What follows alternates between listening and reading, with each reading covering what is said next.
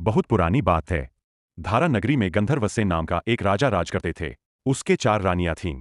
उनके 6 लड़के थे जो सबके सब बड़े ही चतुर और बलवान थे। संयोग से एक दिन राजा की मृत्यु हो गई और उनकी जगह उनका बड़ा बेटा शंख गद्दी पर बैठा।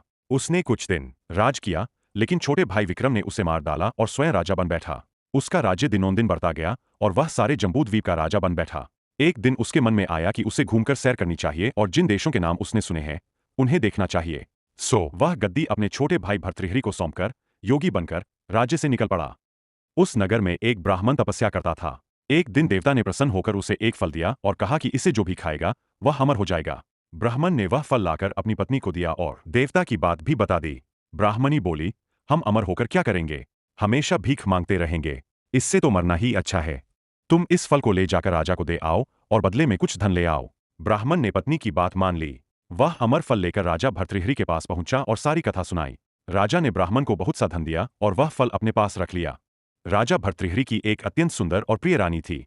राजा ने सोचा कि यदि यह फल वह स्वयं न खाकर रानी को दे दे तो रानी सदा उसके साथ रहेगी। यह सोचकर उसने वह अमर फल रानी को दे दिया। रानी ने फल तो ले लिया, पर उसके मन में राजा के लिए वैसा प्रेम नहीं था। वह मन ही मन किसी और से प्रेम करती थी। उसने सोचा, यदि राजा नश्वर रहे और मेरा प्रिय अमर हो जाए तो मेरा जीवन सफल हो जाएगा। यह सोचकर उसने वह फल अपने प्रेमी को दे दिया। प्रेमी ने भी स्वार्थवश वह फल आगे एक नर्तकी को दे दिया। नर्तकी ने उस फल को किसी और को दे दिया। इस प्रकार वह फल घूमता घूम